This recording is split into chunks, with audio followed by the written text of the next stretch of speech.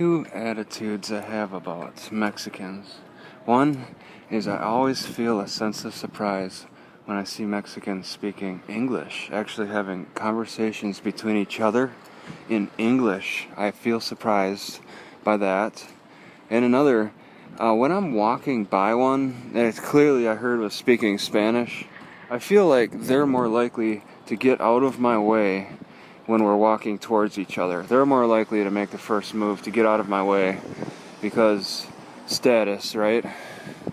But the same could probably be said for all the foreign language speakers in America as well.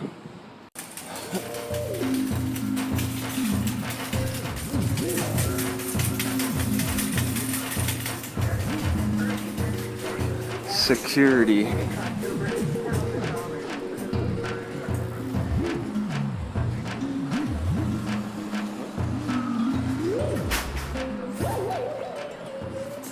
Park on the roof of this Safeway. I've never seen that.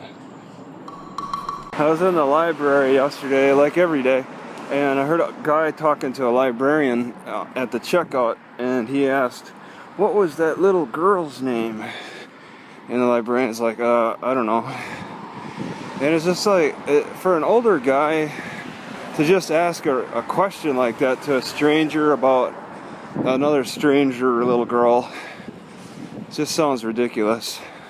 Maybe you could ask the little girl herself directly. If you're an older male, you're going to want to make sure the parent is nearby. Alright, this cabbage is so peppery, it really burns my throat. It's kind of a pleasant experience when it's in low doses, but I overdid it just by itself. I crushed it and then ate it. Alright, some more racist stuff, I guess. I think Mexicans are more willing to endure hardship. They actually might enjoy it in ways. They just or more so they expect it to always happen to them, and so their mindset is always prepared to expect hardship in whatever way. Food, weather, social stigmas. They'll go in unprepared and just expect hardship. They may even cut themselves off enough to cause hardship. It's just a thought. As the comedian George Lopez told a joke once that his mom never expected him to survive when she had 7 children. She did not expect everybody to survive just because they expect that kind of hardship.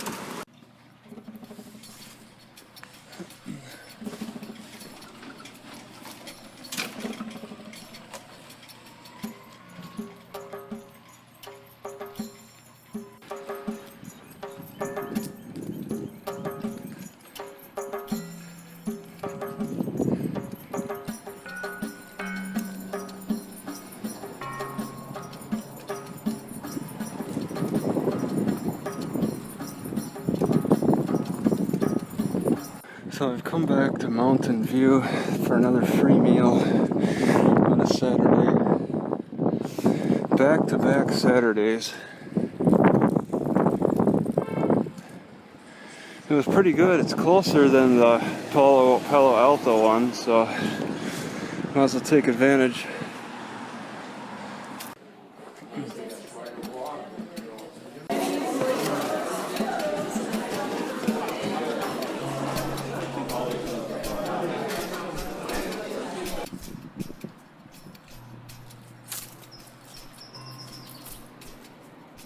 Okay, at this free meal site, it's largely Chinese and whites, Europeans. No Mexicans, no Indians. You know, I see Indians around this neighborhood, but none. They even have a Spanish service. But that the Mexicans do not take advantage of the free meal.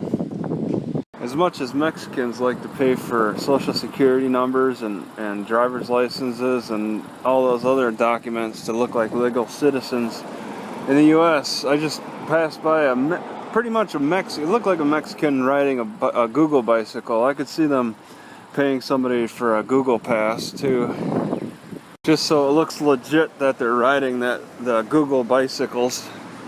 They were willing to pay $800 for your birth certificate, which was reported in Hiram, Utah. I've never seen vines reach so hard out straight ahead before. Maybe it's just springtime. How's this for an evaluation? Mexicans, once again, I keep saying their name, are less likely to break from tradition than other races. That's just a weird idea I have right now. I mean, to get blacks to break from their African traditions took a lot of violence, but in a way you could say that it did work. Imagine what car theft would be like when we get self-driving cars. It'll be like the Old West with cattle rustling. You just get them cars to follow all the same order pretty much, to drive to the same place. And there you have it. Alright, first of all, it's the Blue Star Memorial Highway sign honoring a person. Second, there's actual blackberries that they've mowed down all around here. Blackberries that were doing good, but undesirable for landscaping. Alright, so this is the Foothill College.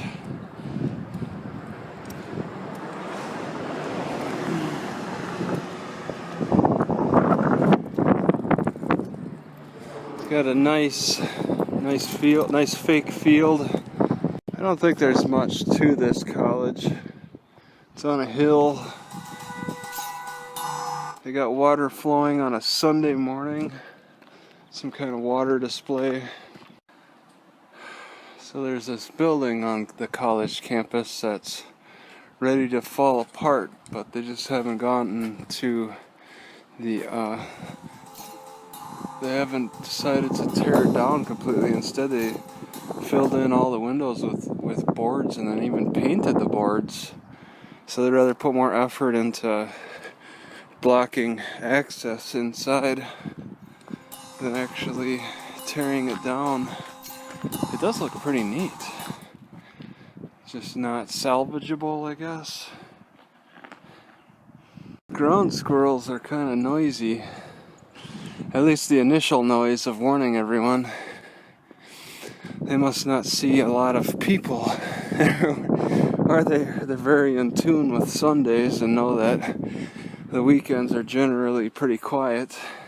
It almost looks like easy access to the pool. I just walk down the stairs, climb over this wall, and I'm in. That's pretty cool. I guess they don't bother with a fence because not many people come out here. A ground squirrel underneath this porta potty. I don't know if he's got any friends. Nope. So this connects the main campus to the athletic part. It's a pretty neat overlook.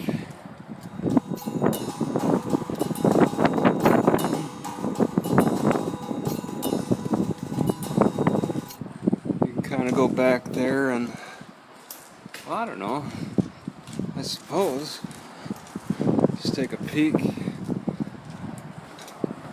It's just a slight advantage. Didn't hold back planting these Chinese style trees. I forget the exact name of them, just rows of them.